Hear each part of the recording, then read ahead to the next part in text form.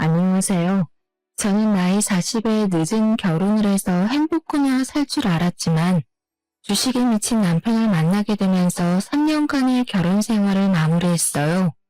나름 제 커리어가 중요해서 열심히 일만 하다 보니 어느새 앞자리가 4가 되었더라고요. 제 주변 친구들은 결혼해서 아이도 낳고 나름 알콩달콩 사는 모습 보면서 부럽기도 하고 이번 생에 나는 결혼은 없는 건가 생각이 들었어요. 이런 제가 좀 안쓰러웠는지 친구들이 주변에 결혼 안 한 사람들을 소개해 주더라고요. 사실 아이는 둘째치고 이제는 안정적인 삶을 살고 싶은 마음이 있어서 저도 열심히 소개팅하며 사람을 만났었어요. 그러다 저보다 3살 많은 전 남편을 만나게 되었죠. 순박하게 생기기도 했고 저처럼 열심히 일만 하다가 홍기를 놓친 것 같은 기분이 들었어요.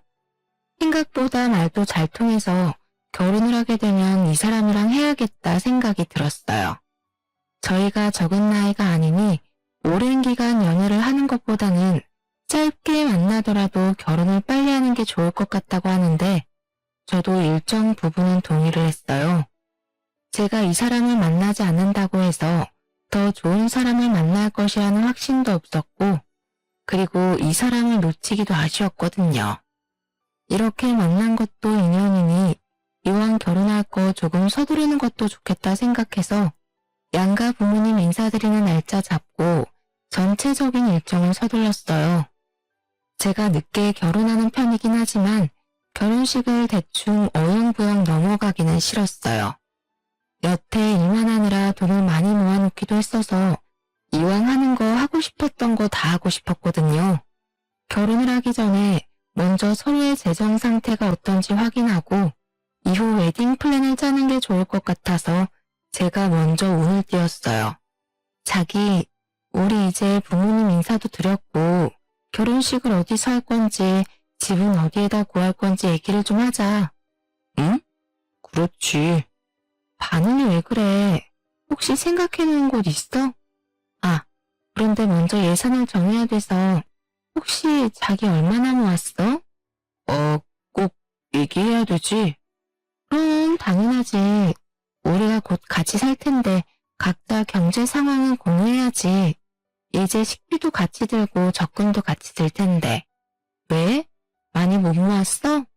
예지야, 나는 사실 3천만 원 정도 모았어. 응? 왜? 왜 그 정도밖에 못 모았어? 자기 연봉 적은 편이 아니잖아. 우리 나이가 있는데 대체 왜? 사실 제가 결혼 전 한 1억 정도 모은 상태였거든요. 나이도 있고 연봉도 좀 받는 편이라서요. 근데 남자가 나이 40이 넘도록 3천만 원이라니 말이 되나요? 저는 심지어 집 보증금도 가지고 있어서 총 1억 8천만 원을 모은 상태였죠. 남편은 심지어 저보다 직장 생활을 더 오래 했고 연봉도 저보다 더 높은 곳을 다니는데도 모은 돈이 없어서 순간 놀랐어요. 그렇긴 한데 이것저것 재테크를 하다가 그렇게 됐어. 그리고 아무래도 내가 장남이니 부모님 도움 필요할 때마다 용통이 들인 것도 있고. 재테크? 어떻게 하고 있는데? 적금 들고 있는 거야? 생각보다 모은 게 많지 않아서 적금은 아닌 것 같은데? 그게 말이야. 요즘 다들 하는 주식이야. 내가 따로 투자하고 있는 곳이 있거든. 아직은 들쭉날쭉하지만 그래도 언젠가 뜰 회사니까 지금 기다리고 있는 중이야. 자기도 알지? 존버는 승리하는 거? 주식이라는 말을 듣는 순간 머리가 아찔해졌어요. 사실 주식 잘 되면 다행이지만 손해가 많이 발생하는 경우도 적지 않아서 이것 때문에 뉴스에 나오는 사람들도 많잖아요. 저는 좀 안정적이게 투자를 하기 때문에 주식이나 코인보다는 적금을 선호하거든요. 물론 적은 이자율 때문에 적금이 의미 없다는 사람들도 많았지만 그래도 원금에 손실이 없는데 주식은 원금 손실이 되는 경우가 많아서 걱정이 되었어요. 자기야, 혹시 어떤 거 투자하는지 봐도 돼? 그럼 여기 내역 보면 직접 확인하기 전까지는 주식으로 묶인 돈이 많아서 지금 사용할 수 있는 돈이 많지 않은 거구나 생각했어요. 제 회사 사람들 중에서도 주식으로 몇 억 갖고 있고 조금씩 팔아서 용돈하는 분들도 봤거든요. 그런데 그런 분들은 수익률이 높기도 했어서 예비 신랑도 당연히 그런 식으로 투자를 하고 있다고 생각했어요. 그런데 직접 보니 더 믿기가 어려웠어요. 약 3군데 정도 투자를 했는데 사실 주식 모르는 저도 바이오 분야는 성공하기 어렵다고 알고 있거든요. 그래서 잘 모르는 분들은 3땡이나 1땡처럼 대기업 주식을 사는데 이 남자는 주식에 대해서 알고 있는 게 많은 것 같지도 않은데 바이오 분야에 유명하지 않는 회사를 무려 3군데나 투자했더라고요. 총액을 계산해보니 매수 금액이 1억이 넘어요. 그런데 수익이 난 게 하나도 없어요. 다 마이너스더라고요. 결국 버는 돈을 주식에 족족 넣어서 망하게 하는 마이너스의 손을 가진 남자더라고요. 나름 투자하는 감각이 있거나 했으면 금액의 정도를 조절해서 투자하라고 했겠지만 이건 뭐 넣는 족족 마이너스가 되는 것처럼 보이니 걱정이 앞섰어요. 지금 다 마이너스로 보이는데 그게 맞아? 나 주식을 잘 몰라서 그러는데 마이너스를 보면서도 계속 사놓는 이유가 뭐야? 주식 잘 모르는구나. 지금은 좀 하락세인데 곧 오를 거야. 주식은 원래 좀 떨어지기도 하고 오르기도 하고 그래. 그리고 주식은 발목에서 사서 머리 꼭대기에서 팔아야 되는 거야. 그래서 지금 떨어질 때 틈틈이 계속 사놓는 거고. 그래? 그럼 왜 여기 기업을 선택했는지 물어봐도 돼? 내가 아는 사람이 추천해줬는데 정말 믿을 수 있는 사람이라서 좀 금액 크게 넣어놨어. 그거 된다고 하더라고. 사람에 대한 신뢰가 높은 건가? 아니면 진짜 이게 될 거라고 생각해서 투자를 한 건가? 아무리 생각해도 잘 모르겠더라고요. 주식도 잘 모르는 제가 봐도 계속 하향세를 가다가 당장 폐지될 것처럼 보였거든요. 그리고 선택한 기준도 본인이 공부하고 알아봐서 선택한 게 아니라 그냥 누구의 추천으로 약 1억이 되는 돈을 넣어놨다니. 순간적으로 이 사람 참 답이 없다는 생각을 했어요. 미안한데 나는 주식하는 사람이랑은 결혼 못해. 내 주변에 주식 때문에 결국 빚만 생겨서 이혼한 사람들도 많이 있고 나도 이런 투자는 좀 불안해서 결혼하는 거 다시 생각해봐야 할 것 같아. 100만 원 단위도 아니고 거의 1억이 되는 돈을 다 잃었는데 당신 경제관념도 나는 좀 걱정돼서 우리 결혼하는 거 다시 생각해보자. 응? 왜? 요즘 주식 다 하지 않아?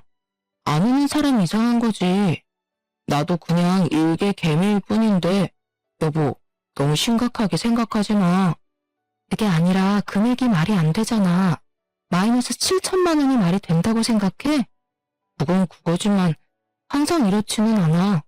그리고 주식 때문에 결혼을 코앞에 두고 없는다는 게 말이 돼? 자기가 그렇게 말하면 나 이제 더 이상 안 할게. 나 주식 안 해도 돼. 그러니까 제발 결혼 없는다는 말은 하지 말아주라. 이미 잃어가는 게 눈앞에 보이는데도 못 끊는 사람인데 제가 끊으라고 그만할 것 같지가 않았거든요. 그래서 생각할 시간을 좀 갖자고 말하고 집에 왔네요. 부모님께도 말씀드려봤는데요. 근데 요즘 애들 중에서 주식 안 하는 애들이 없더라. 엄마도 그런 거 걱정되는데 빚내서 주식을 하는 것도 아니고 본인이 열심히 일해서 버는 돈으로 하는 거라면 괜찮지 않을까 싶어. 너도 마음에 들어했던 사람이니까 한번 곰곰이 생각해봐. 엄마는 이런 걸로 결혼까지 없는 거는 좀 아닌 것 같다고 생각된다.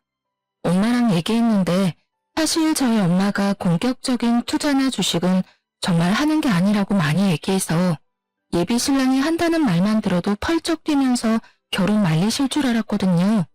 그런데 생각보다 긍정적으로 말씀도 해주더라고요. 저도 생각해보니 요즘 코인이나 주식 안 하는 사람 거의 없기도 하고 본인도 안 하겠다고 이렇게 나오니 이건 고칠 수 있겠다며 긍정 회로를 돌렸네요. 그리고 정말 하루가 멀다 하고 연락하는 모습에 나름 감동을 받기도 해서 결국 결혼을 진행하게 되었어요. 진짜 약속하는 거야? 더 이상의 주식은 없어. 그리고 당신 월급도 이제 내가 관리할 테니까 그렇게 알아. 당연하지, 당연하지. 그럼 결혼하는 거다. 그렇게 결혼식을 마무리하고 경기도 근교에 전세로 대출을 받아서 생활을 시작했어요. 저는 아무래도 나이가 적지 않다 보니 아이는 없을 수도 있겠다 생각하면서 남편이랑 이곳저곳 여행도 많이 다니고 즐겁게 지냈어요.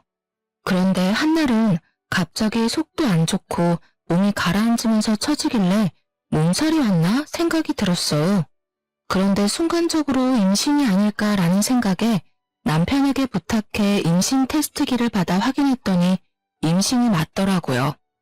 결혼하고 마음이 편해서 그런지 엄청 빨리 아기 천사가 찾아왔어요.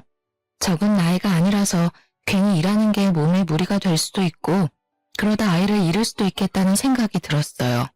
사실 이번에 생긴 아이가 제 생애 마지막 아이가 될 수도 있으니 정말 놓치고 싶지 않았거든요. 그래서 출산 직전까지 일하는 육아휴직보다는 임신 초기에 퇴사를 해서 아이를 건강하게 출산하는 게 맞을 것 같았어요. 남편에게도 이런 제 생각을 말했죠. 여보, 내가 나이도 많고 노산이라 임신 준비하면서 일하기도 힘드니까 그냥 퇴사를 할까 생각하는데 자긴 어떻게 생각해? 자기 혼자 벌어도 둘이서 생활하는데 문제가 없잖아. 나중에 애 크면 나도 다시 일 시작할게. 사실 남편이 저보다 임신을 더 원했었거든요. 그래서 선뜻 그만두라고 말할 줄 알았는데 제가 생각하지 못한 반응이 나왔어요. 어? 그게 무슨 말이야? 아이 키우려면 들어가는 돈도 많다고 하는데 우리가 벌 수 있을 때 부지런히 벌어야지. 나도 그만두라고 하고 싶지. 그런데 자기도 알다시피 우리 회사 사정이 안 좋기도 하고 갑자기 내가 돈 못 버는 상황이 오면 안 되잖아. 아이도 나오는데. 우리 둘 다 일을 못하게 되면 난감할 수 있으니까 우선 퇴직은 더 생각해보고 잠깐 육아휴직으로만 하는 게 어떨까? 솔직히 남편 말도 다 맞는 말이라서 납득은 갔어요. 그런데 막상 마음은 서운하더라고요. 다른 사람도 아니고 남편이 이렇게 말하니. 그래서 정말 사람이 어떻게 될지 예측할 수 없으니 퇴직을 결정하기보다는 우선 아이 키우면서 더 생각해보자는 생각이 들었어요. 그래서 우선 만사까지 업무를 하기로 하고 예정일 한 달 전부터 약 1년 정도 휴직을 신청하였어요. 제가 그만둘 줄 알았는데 휴직만 한다고 하니 회사에서도 너무 좋아하시더라고요. 아무래도 공석이 생길 수 있는 부분인데 일을 그만두는 게 아니니 회사에서도 최대한 힘들지 않게 편의를 봐준다고 하더라고요. 참 감사했어요. 그리고 어머님도 전화 오셔서 잘 결정했다고 말씀해 주셨어요. 아범한테 얘기 들었는데 휴직만 하고 퇴직은 안 하기로 했다며? 잘했다. 솔직히 요즘 혼자 벌어서 어떻게 생활하니? 같이 벌어야지. 그리고 아이 태어나면 돈 들어갈 곳도 많아지니까 조금 힘들어도 뱃속에 애 생각하면서 버텨라. 신나서 전화를 끊으시는데 괜히 짜증이 나더라고요. 친정엄마는 전화와서 애 낳고 그러면 몸도 안 좋을 텐데 무슨 복직할 생각을 하냐 꾸짖었거든요. 그냥 편하게 퇴직하고 나중에 애 다 키운 다음에 일을 하는 게 더 낫다고 하시는데 시어머니는 전혀 아닌 거죠. 역시 아무리 딸같이 대해준다고 말은 하지만 절대 시어머니는 친정엄마가 될 수 없다고 생각했네요. 솔직히 친딸이었으면 제 몸부터 걱정해줬을 텐데 돈부터 걱정하는 모습이 참 비교되었습니다. 그래서 나이 40에 배가 점점 불러오는데도 출근과 퇴근을 반복했네요. 최대한 몸 조심하려고 노력했고 태교는 못하더라도 좋은 생각만 하려고 노력했답니다. 그런데 이번엔 남편이 저를 화나게 만들더라고요. 돈 관리를 제가 한다고 했지만 사실상 남편이 생활비 통장에 얼마를 넣어놓는지 신경을 쓰지 않았어요. 어차피 한두 달 월급이 들어오지 않아도 될 만큼 통장에 돈이 남아있어서 편하게 카드만 쓰고 다녔거든요. 그리고 생활비 통장으로 남편 명의의 남는 통장을 쓰고 있었거든요. 직장인이라 은행 갈 시간도 없어서 통장 정리도 잘 안 했고요. 한 번은 통장 정리를 해야겠다는 생각에 반차까지 내서 은행을 들렸는데요. 그런데 확인해보니 남편이 보낸 월급이 들쭉날쭉 하더라고요. 예전에 한 번 얘기했을 때 회사 사정이 안 좋아서 조금 늦게 입금한 적이 있기는 했지만 금액이 달라진 적은 없었거든요. 순간적으로 촉이 안 좋다는 기분이 들었어요. 남편한테 생활비 입금한 내역을 찍어보내면서 이유를 물었어요. 여보, 우리 생활비 통장 보고 있는데 왜 여보가 보낸 금액이 일정하지 않은 거야? 저번에 회사 사정으로 조금 늦게 입금이 된다고 했지 이렇게 금액이 다른 것에 대해서는 말하지 않았었잖아. 그건 저번에도 말했듯이 회사 사정이 안 좋아서 일부 먼저 보내주고 추후에 투자금 들어오면 넣어준 것들이 있어서 그런 거야. 그래서 내가 들어오는 대로 보내고 있는 거잖아. 예전에는 상여금을 1년 연봉에 녹아서 보내줬었는데 이번에 투자 현황이나 그런 것들이 불안정해지면서 상여를 없앤 탓에 지급액이 조금 줄어들어서 그렇게 보이는 거야. 당황하지 않고 술술술 말하는데 저를 속이는 것 같지는 않더라고요. 하지만 마음 한켠으로는 또 주식을 하고 있을까봐 불안했답니다. 그래서 정확하게 짚고 넘어가고 싶었어요. 전적에 있는 사람이라 확인을 안 하면 불안하더라고요. 아, 그래. 그럴 수 있지. 그럼 월급 명세서 받은 것 좀 가져와봐. 급여가 얼마나 바뀌었는지 확인해야 추후에 아기 태어나면 적금도 들지. 알겠어. 월급 명세서 뽑아갈게. 그렇게 저녁에 집에 왔는데 남편은 오늘 일이 너무 바빠서 깜빡했다면서 내일 가져오겠다고 하더라고요. 그렇게 급하게 확인할 건 아니라서 그런가 보다 하고 넘어갔는데 먼저 제가 물어보질 않으니까 며칠 동안 가져오질 않더라고요. 지금 통화돼? 무슨 일이야? 지금은 바쁜 시간 지나서 여유 있어서 통화 가능해. 저번에 자기가 월급 명세서 가져온다고 해놓고 안 가져왔잖아. 그래서 오늘은 가져오라고 하려고 했는데 지금 여유 있다고 하니 지금 뽑으면 되겠네. 오늘은 꼭 가져와. 알겠지? 그러고 퇴근을 했거든요. 오늘은 가져왔겠지 싶었는데 이번엔 프린트는 했는데 책상에 두고 왔다는 핑계를 대더라고요. 사실 한두 번이면 잊어버릴 수 있지라고 생각할 수 있지만 이런 일이 반복되니 일부러 안 가져오는 것일 수 있겠다는 생각이 들었어요. 순간적으로 얘가 다른 주머니를 찾나? 아니면 다른 여자가 생겼나? 라는 별의별 생각이 들기 시작했습니다. 뭐야? 지금 일부러 안 가져오는 거야? 당신 딴 살림 차렸어? 왜 그걸 안 가져와? 내가 저번에 보고 싶다고 한 게 벌써 3주 정도 지난 것 같은데 지금까지 잊고 안 가져오는 게 말이 돼? 내일도 안 가져오면 내가 회사에 직접 전화해서 팩스로 받을 거니까 내일은 꼭 가져와. 소리를 지르니 남편이 한껏 기가 죽어서 알겠어라고 하더라고요. 그런데 저는 그날 잠을 잘 수가 없었어요. 일부러 안 가져오는 건가, 얘가 무슨 짓을 하고 다니는지에 대한 생각을 하느라 한숨도 못 자고 출근했어요. 출근해서 일하는 내내 생각이 나더라고요. 그래서 점심 먹고 남편에게 전화했어요. 월급 명세서 뽑았어? 가방에 넣었어? 그럼 넣었어. 아, 진짜 챙겼어. 이따 보여줄게. 자기, 내가 이렇게까지 하나하나 챙겨야 해? 당신이 진짜 가져왔으면 이렇게까지 독촉 안 해도 되잖아. 내가 의부증도 아니고 남편 월급 어느 정도인지를 확인하려고 이렇게까지 해야 해? 당신도 내가 이렇게 하는 거 싫을 거 아니야. 내가 빨리 안 가져간 거니까 내 잘못이지 뭐. 나 일 들어가 봐야 해서. 이따 봐. 점심시간까지 전화해서 독촉하는 건 좀 오바였나 싶었어요. 힘 빠지는 목소리로 전화를 받는 남편 모습에 화난 게 미안하더라고요. 만약 명세서를 확인하는데 별 이상한 게 없으면 어떡하지? 괜히 의심했나? 퇴근해서 받을 필요가 없는데 괜히 난리친 건 아닌지 걱정되었죠. 집에 들어가니 남편이 소파에 앉아서 TV 보고 있더라고요. 그래서 서류 어디 있어? 물어보니 식탁에 올려놨다고 해서 열어서 꼼꼼하게 확인해 봤어요. 그런데 기본금은 항상 일정하게 입금이 되었더라고요. 세금 때문에 차이가 발생할 때는 있었지만 큰 폭 없이 입금이 되었거든요. 그럼 생활비 통장에 급여의 전부를 입금한 게 아니란 소리잖아요. 뭐야? 회사 사정 안 좋아서 월급이 들쑥날쑥 들어왔다고 하지 않았어? 그런데 기본급이나 공제된 내역은 거의 차이가 없는데? 이게 무슨 일이야?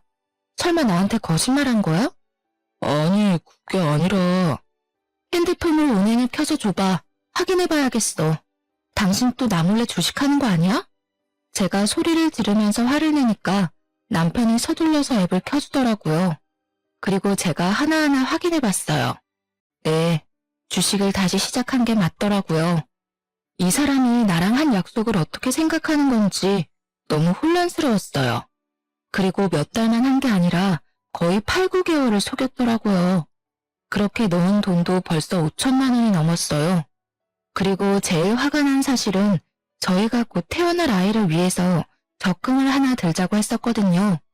이왕 드는 거 이율이 좋은 곳으로 선택하자 해서 이것저것 비교해봤는데 남편이 주거래 은행으로 사용하고 있는 곳에서 우대 이율을 좀 많이 넣어줘서 남편 명의로 적금을 가입하는 게 더 이득이겠더라고요. 그래서 남편 통장으로 적금을 든 것도 있었는데 제가 여태 모은 금액을 더 넣어주기도 했었어요. 이왕 금리가 높은 곳에 많은 금액을 넣어두면 이자도 많이 발생하니까요. 그런데 그것까지 해약해서 주식 통장에 넣어서 쓰고 있었더라고요. 그리고 역시나 주식은 반토막이 나 있고요. 그걸 눈으로 확인하는데 화가 나는 것 이상으로 머리가 새하얗게 되는 기분을 느꼈어요. 열불을 내다가 시간이 흐르니 속에 찬물을 끼얹은 듯 차분해지더라고요.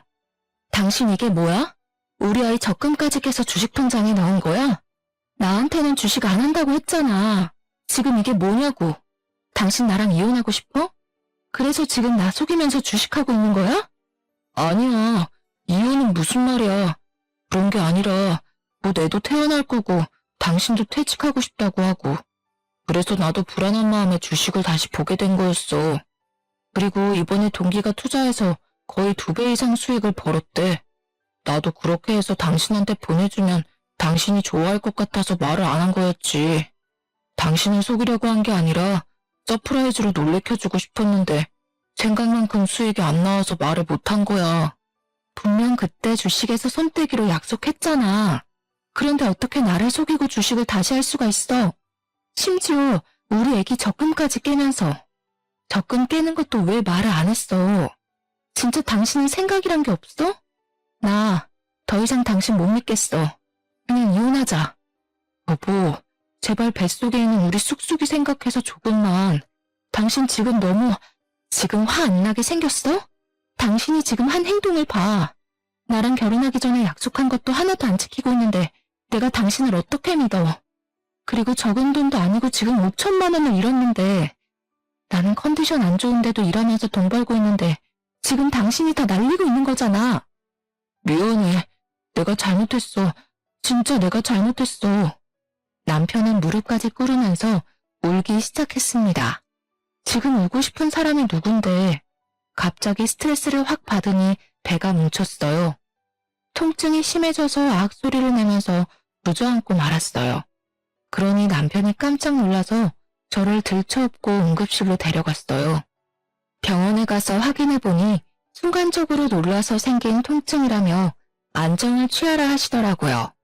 응급실에 누워있는데 배는 남산만 하지 남편은 옆에서 울고 있지. 이렇게 애도 생겼는데 진짜 어떻게 해야 될지 답이 안 나오더라고요. 절망적인 생각에 눈물만 흘렸습니다. 나름 열심히 산다고 산 것 같은데 남편은 계속 주식하면서 모은 돈 다 날리고 있고 뻔뻔하게 거짓말까지 해가면서 주식이 하고 싶을까요? 속이 터져나가는 와중에도 앞으로 어떻게 해결해 나가야 될지 고민했답니다. 며칠 동안 한숨만 푹푹 내뱉었는데요. 한 번은 직장 동료가 그러더라고요. 제 친구도 지금 남편 잘못 만났다면서 맨날 힘들어해요. 주식에 한 번 빠지면 나올 수가 없나 봐요. 친구도 주식에 주자도 모르는 남편이 주식이랑 코인까지 손댔다는 얘기 듣고 바로 팀장님 생각났잖아요. 다른 사람들도 그렇게 산다고 하니 한편으로는 나만 이렇게 힘들게 사는 게 아니구나. 내 남편 혼자 삽질하는 건 아니구나 라는 위안을 받아버렸죠. 만삭이라 이혼하기도 어렵고 남편도 진짜 다시는 안 한다고 해서 각서 받고 월급 받는 계좌를 아예 제 통장으로 하는 걸로 상황을 마무리했네요. 그런데 제가 이때 스트레스를 너무 많이 받았던지 간헐적으로 배가 계속 아프더라고요. 그러다 주말에 갑자기 하혈을 하기 시작해서 병원에 갔는데 아이가 유산이 되었다 하시더라고요. 그 말을 듣는데 순간적으로 벙친 기분이 들면서 현실감이 느껴지지 않았어요. 사실 뱃속의 아이 때문에 이혼을 망설인 것도 있었는데 스트레스를 너무 많이 받아서 아이까지 유산되니 이제 저도 이판사판이라는 마음이 들었죠. 일단 몸부터 추스렸고 이후에 남편한테 이혼하자고 말을 꺼냈어요. 나 아이 유산되고 곰곰이 생각해봤는데 더 이상 당신이랑 살고 싶지가 않아. 맨날 이렇게 돈 어디다 썼는지 궁금해하는 것도 힘들고 모은 돈 또 얼마나 날렸을지 전전긍긍하면서 사는 것도 막막해. 애도 없을 때 정리하자. 당신 지금 갑자기 이런 일이 생겨서 충격받아서 그런 거야. 내가 더 잘할게. 그리고 다시는 진짜 이런 일 없을 거야. 제발 나 좀 믿어줘. 자기, 나랑 결혼할 때도 이 얘기 했었어. 그때 내가 주식할 거면 결혼하지 말자고 했는데 당신이 안 한다고 얘기했잖아. 그리고 나는 늦은 나이에 아이 가져서 힘든데도 불구하고 회사 다니면서 조금이라도 우리 생활에 도움이 되기 위해서 일했어. 근데 그러면 뭐해? 당신이 주식으로 몇 천만 원씩 펑펑 날리는데 밑 빠진 독에 물 붓는 것도 그만하고 싶어. 지친다고. 아이 유산됐다고 이혼하는 건 아닌 것 같아. 당신 지금 감정적으로 힘든 상태라서 그런 거야. 아무리 힘들어도 나중에 후회될 말하고 그러는 거 아니야. 화가 머리끝까지 차올랐고 남편 얼굴이 꼴도 보기 싫더라고요.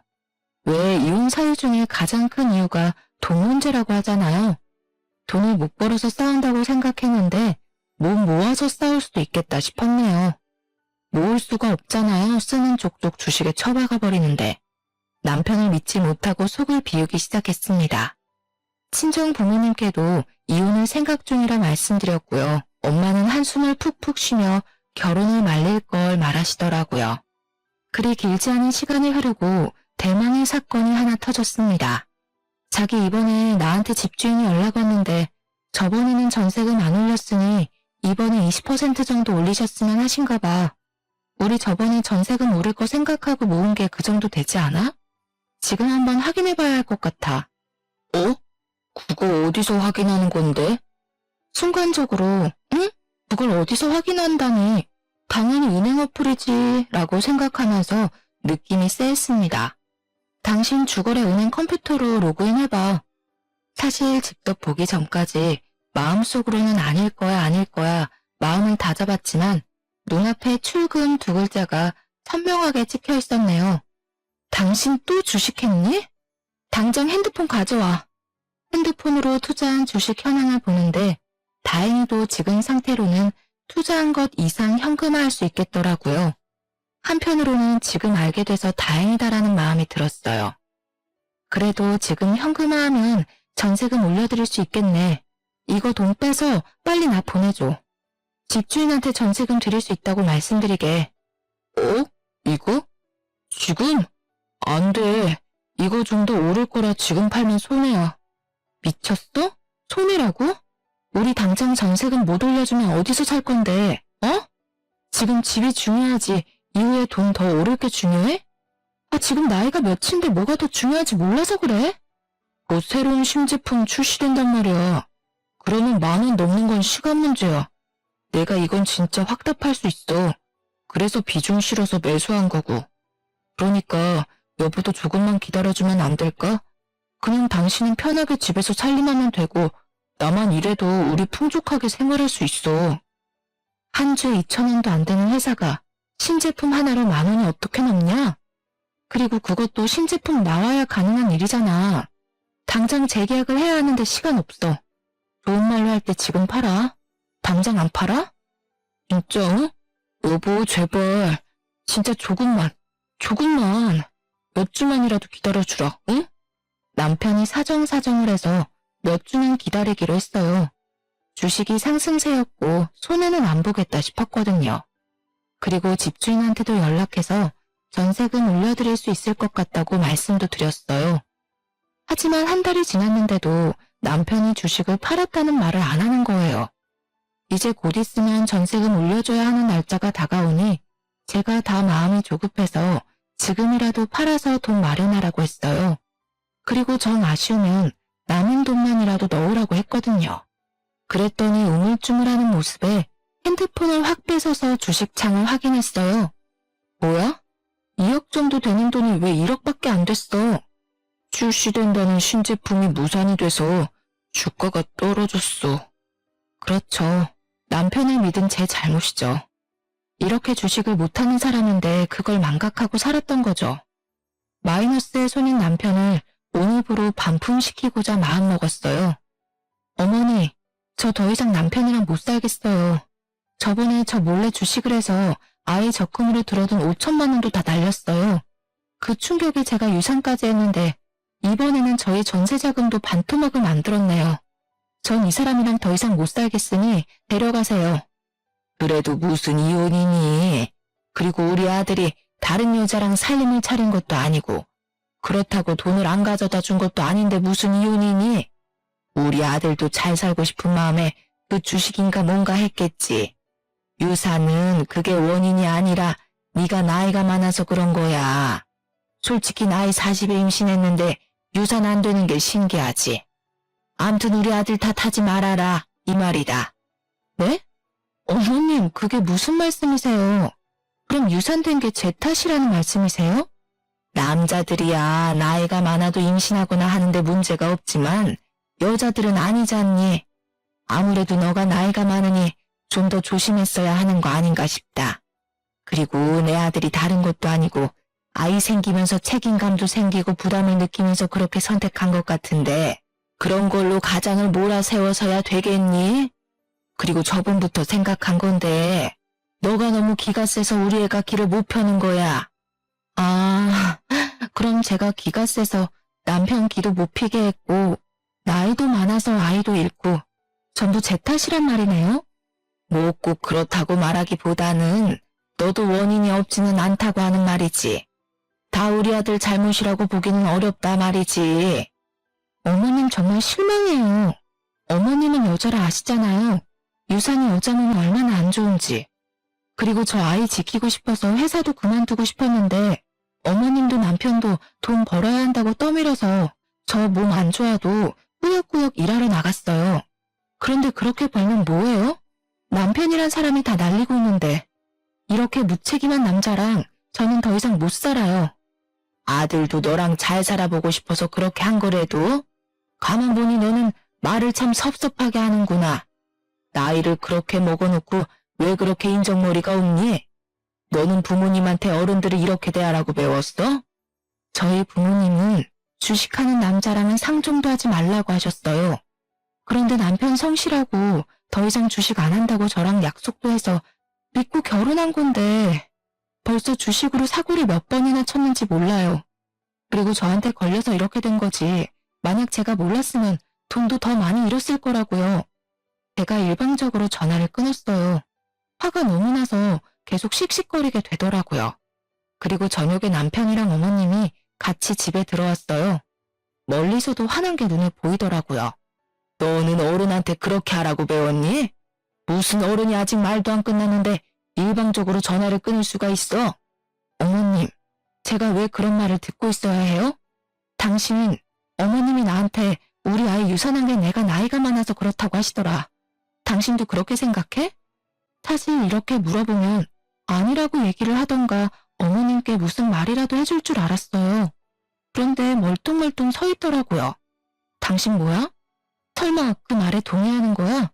그래서 지금 아무 말도 안 하는 거야? 당신 주식으로 얼마를 날렸는지 어머님께 말씀드렸어. 어머님, 지금 주식으로 날린 돈을 합치면 2억도 넘을 거예요. 2억이면 저희가 2년 동안 일하면서 둘 다 아무것도 안 입고 안 써야 겨우 모을 수 있는 돈이에요. 남자가 투자를 하면 돈도 좀 잃고 그러는 거지. 너 그동안 우리 아들을 얼마나 쥐잡듯이 잡았으면 애가 길을 못 펴니? 잘 될 일도 너 때문에 안 되겠다. 그래, 이혼해라 이혼해. 우리 아들도 그때 더 어리고 좋은 여자 만날 수 있었는데 나이 많은 여자 데리고 온다고 해서 나도 마음에 안 들었다. 그냥 갈라서라. 그리고 아들, 이혼한 거 흠이라고 생각하지 말고 다음에는 더 어린 여자 만나서 애기 낳고 행복하게 살면 된다. 이런 여자랑 사니까 네가 될 일도 안 되는 거야. 시어머님이 이렇게 나오니 답이 없더라고요.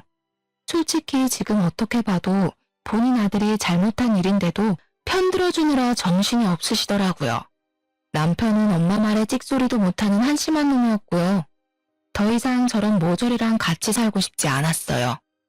저는 짐 가방을 펼쳐서 보란듯이 제 짐을 싸기 시작했어요. 어머님이 옆에서 난리를 치는데도 저는 그냥 아무 말 안 하고 제 할 일 했죠. 짐을 하나씩 넣다 보니 처음에는 남편이 말리더라고요.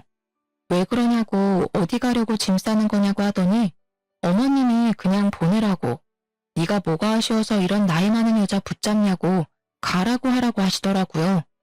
그리고 나서 남편은 또 꿀먹은 벙어리처럼 가만히 서 있었어요.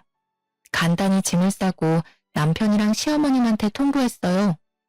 이혼은 변호사 통해서 하는 게 나을 것 같으니 그렇게 알아. 그리고 어머님, 아무리 아들 귀하다지만 이런 식으로 저 까내리신 거 후회하실 거예요. 남편이 다시는 주식을 못하게 뜯어말려도 시원찮을 판에 편을 들어주시다니 참 할 말이 없네요. 저도 이런 집안과 상종하기 싫어졌어요.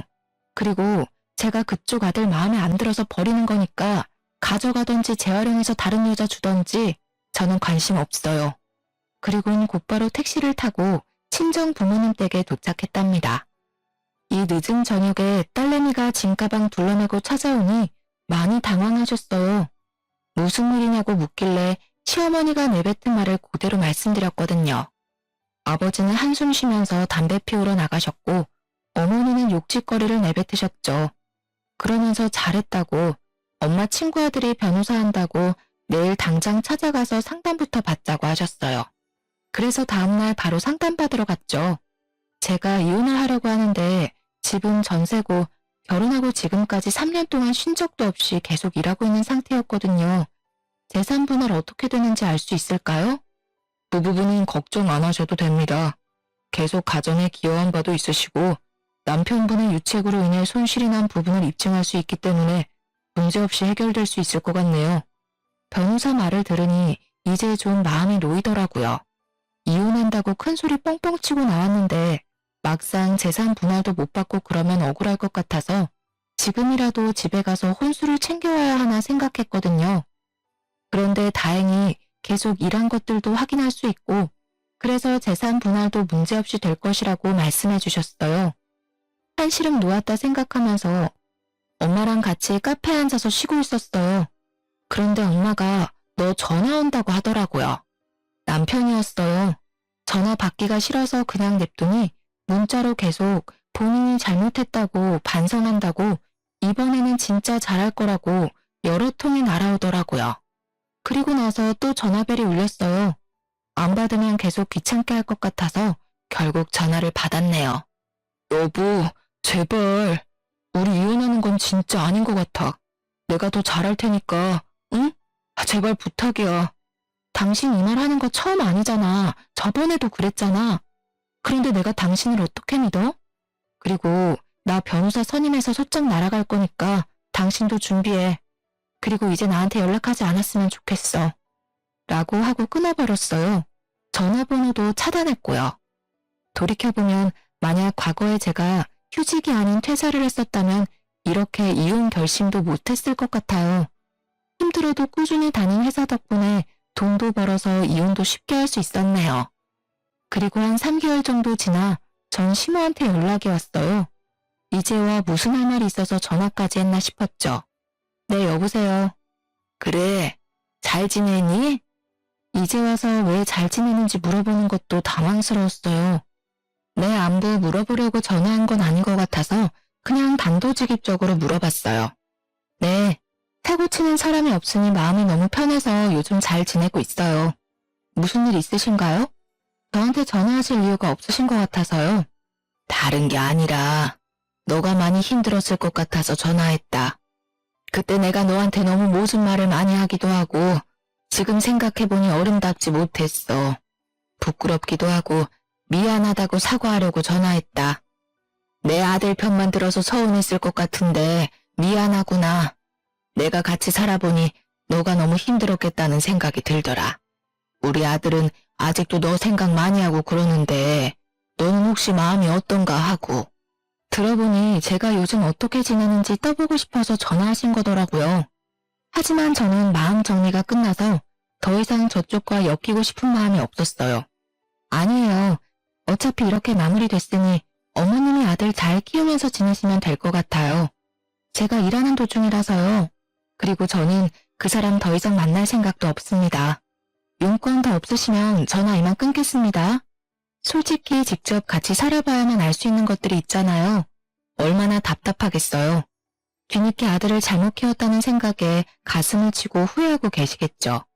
그리고 이제 나이 50을 바라보는 아들이 젊은 여자와 재혼을 할 가능성은 0에 가까울 테니 시모는 어쩌면 평생 죽을 때까지 아들 키울 팔자였나 봐요. 암튼 또 연락해서 하소연하실 것 같아서 그냥 핸드폰 번호도 바꿔버렸네요. 요즘 제 근황을 말씀드려야겠네요.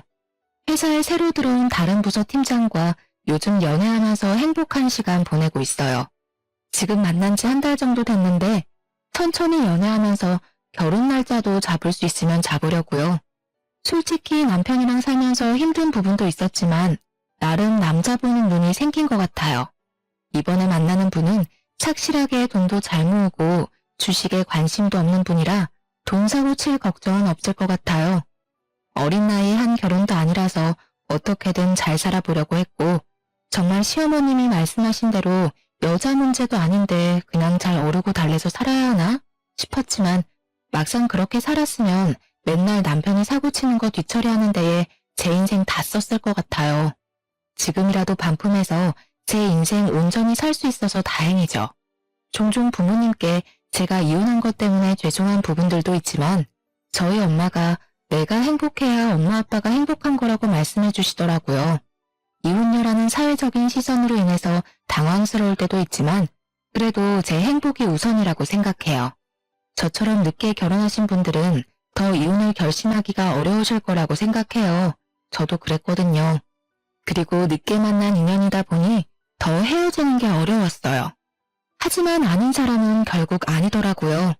처음 결혼식을 준비할 때부터 이상하다고 생각했었는데 지나고 보니 그때 과감한 결정을 내리지 못한 게 아쉽네요. 하지만 거지 같은 결혼 생활 3년으로 인생 배웠다 생각하고 남은 인생 더 잘 지내보려고요. 길었던 제 이야기 들어주셔서 너무 감사합니다. 행복하세요.